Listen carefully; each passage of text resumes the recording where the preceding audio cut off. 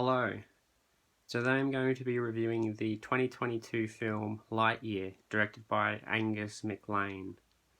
Now, I'm going to admit, I was very skeptical going into this film. I was confused as to why this was a movie that was being made in the first place. So the concept is essentially this is a movie that Andy saw that inspired him to get the toy Buzz Lightyear. As a concept, it's a little strange and a bit random. A lot of people were asking why is this movie a thing, and I'll admit I was asking the same question. But I can assure you, having watched the film, it's actually not as bad as everyone on the internet would have you believe. Like, everyone seems to be slamming this movie hard. Like, it's not scoring very well, but it's actually not that bad. A lot of people got annoyed when they cast Chris Evans to voice Buzz Lightyear instead of Tim Allen, who voiced him in the Toy Story movies. I can kind of get why this annoyed people, but I think Chris Evans did a pretty good job. He does seem like Buzz Lightyear. I just want to say, for a movie from the 90s, it looks really good. Like, seriously, in terms of CGI and animation, it's got to be like 30 years ahead of its time or something. But anyway, let me dive into an overview of the plot. So essentially, there's a whole team of people, including Lightyear, who are in cryosleep in this giant spaceship that's sort of like a dome. Buzz calls it a turnip because he reckons it looks like a turnip. Anyway, it's on a set course to some place, wherever it's meant to be going, but it detects potential life signs on another planet.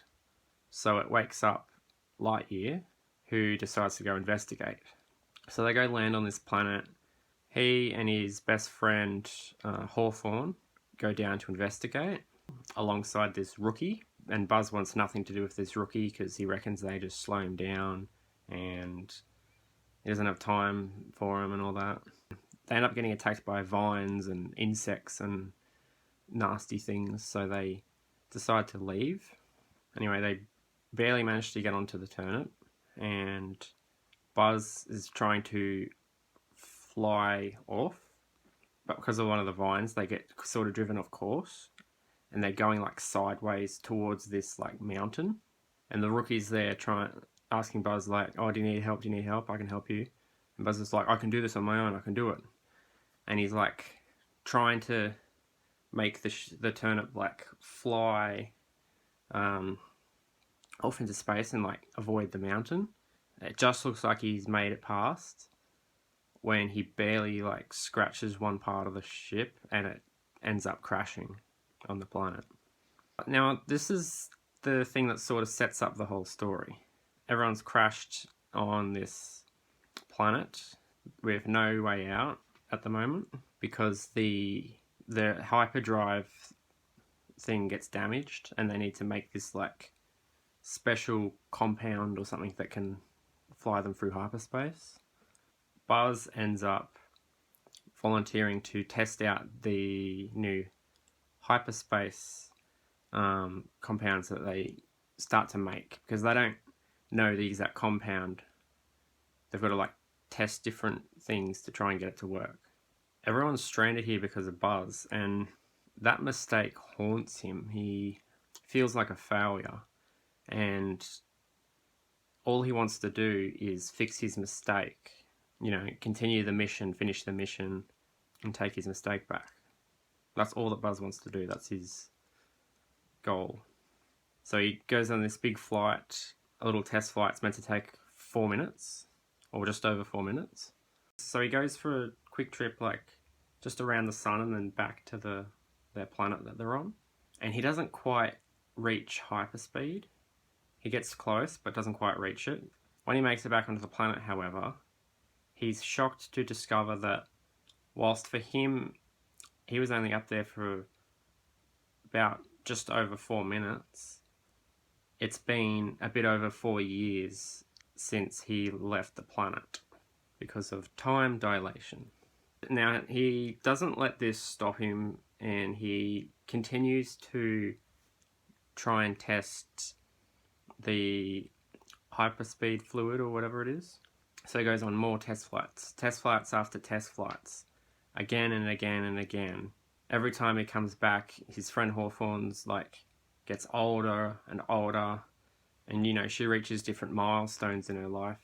She like gets married, she has kids, her kids have kids of their own, and then finally Buzz comes back, and when he goes to visit his friend Hawthorne, he finds her office empty, except for a recording, and it's revealed that in the time since his last test flight, that Hawthorne actually passed away. And although it's quite early in, it's actually quite an emotional scene. Then there's a new captain in charge or whatever, and he doesn't want to continue with the test flights. He's decided that everyone's just going to stay there on the planet they're on, and they're going to live the rest of their lives there. And Buzz doesn't like this idea because he wants to fix his mistake and finish the mission. So he kind of goes rogue and steals a ship to try and do another test flight. When he comes back, everything's kind of gone really bad. There's like this big alien ship above their command or whatever, and they're under attack from robots. I'm going to skim through the rest of the plot. So essentially, Buzz Lightyear teams up with Hawthorne's granddaughter, Izzy, and then they team up with some other people. They're all part of this volunteer program or something. So they're not even like cadets or anything. They've had no training. So at first Buzz is like refusing to let them help. He doesn't want them to help him because he doesn't think they're up to it. He thinks he can do it alone. But over the course of the movie, he slowly learns to work together with them and accept their help. Throughout the whole sort of movie, Buzz is trying to get this hyperspace fluid or whatever, but he keeps getting attacked by like these robots and all that, and the big bad Zurg.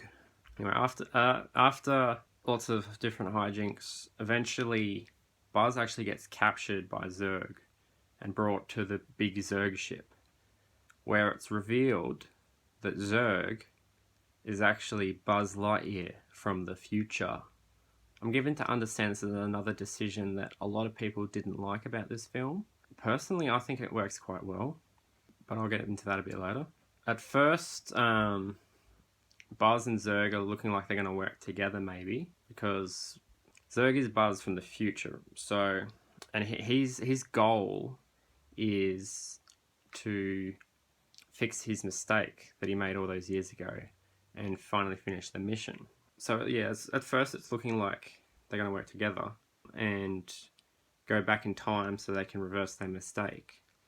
But then our Buzz starts to think about his friend Hawthorne and how she had a whole life on that planet. And he realizes if they go back and reverse his mistake, then all the people who lived their lives there, that none of that would have happened. Now, our future Buzz doesn't seem concerned about this at all, which is the thing that sort of separates these two Buzzes. And then they get driven into conflict again. There's some more hijinks and there's some fighting, and in the end, Buzz blows up Zurg. He blows up the hyperspace fluid, and they all just go back to the planet, and they finally accept that that's where they are, and that's that. So yeah, overall, I really liked the movie. It really had a message about like kind of accepting your mistakes and moving on, you know, not living in the past, not trying to like, you know, fix a mistake when you just got to live with it. I think what they did with Zurg was really good as well, because essentially the hero and the villain are just the same person, and they both have the same goal, which is actually kind of their fatal flaw or their misbelief. This is something that they think they want. They think they want to do it. They think they need to do it. But our hero, Buzz, he kind of learns he's got to just accept that this mistake's in the past and move on, because he can't just erase the past. And the villain is just the same person with the same goal. He just doesn't learn that lesson, and I think it was handled really well. So yeah, overall I quite liked what they did with Zurg. I don't think a lot of people did, because in the Toy Story 2 there's the scene where they have Zurg saying, "I am your father." Surrender, Buzz Lightyear. I have won. I'll never give in. You killed my father. No, Buzz. I am your father. But I mean, that's like meant to be a joke. I don't know if that's meant to be taken seriously. There's also a bit of a theme about letting people help you and stuff, which is accepting help, and that everyone's good at something, and which is another good message to impart to people. And I think it was done pretty well. Now, another thing I liked about this movie is it was one of the few movies I've seen with time travel that don't just make my head hurt. See, the problem with time travel is most oftentimes it rarely makes sense, or there's plot holes, it's just one of those things that is often just weird and confusing and doesn't work well. But I really like the way they did it in this film. I would explain it, but I've got no idea how, because time travel. So with the side characters, there were a few. So there were a few that I think were quite good, and then a few that were they were average. They were just kind of there. First of all, I thought Izzy's character was quite good. Like, she's afraid of space, which I quite liked, because space is just extremely terrifying. But it's not really something that you often find people being afraid of in movies, which is, I find quite weird. Like space is terrifying. So to have a character who's actually afraid of space, it's quite refreshing. But anyway, there's this moment where she has to overcome this fear to save the day, which is quite a good moment for her. There's also Socks, who's a robot cat. He's the best character in the entire thing. Like he's got genuinely good humour, and he's a pretty good companion for Buzz as well. He's also the character who ends up figuring out how to make the hyperspace fluid. It takes him years and years and years and years to figure it out, but he eventually does it. And it's funny because Zurg has his own version of Socks, who ends up actually siding with our Buzz Lightyear, and then he tragically gets destroyed. Raider! There's these two other characters as well, which I didn't really care for them. They were very meh characters. Overall, I think the humor was kind of average. Like, some of it wasn't too funny. Like the vines that snatched people really fast. They overused that a bit towards the start. We're all ready if you are, sir. Well, let's go find out if this... We got a breach in the perimeter. I was a bit worried it was going to be like a big recurring thing throughout the whole film, but luckily they stopped doing it pretty quick, so that was good. Because the joke was essentially just the vines quickly grab someone and drag them away super fast. But yeah, some of Socks had pretty good humor. Some of the characters had some pretty good humor. The two side characters that tag along with our main trio, most of their humor was eh. But it wasn't like bad. Like it was funnier than Love and Thunder. Not that that's saying much, but anyway, yeah. So yeah, overall, I actually quite like this film. I don't understand why it gets so much hate online. I mean, I've heard a lot of people don't like it. I honestly don't understand. Like, I mean, I can understand that it's a kind of a strange idea for a movie, but it's pretty good. Like it's not the best movie ever, but it's pretty good, and you don't need to have watched Toy Story to get this movie either. It stands on its own. So yeah, that's my thoughts on Lightyear. Anyway, I'd love to hear your thoughts on Lightyear, what you thought of the movie, if you've seen it.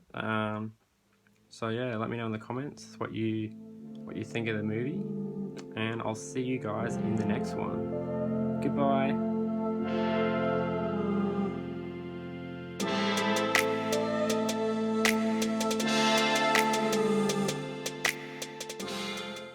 I think a lot of people got annoyed when they cast Chris Pratt to... No, hang on. Buzz calls it the turnip because he reckons it looks like a turnip.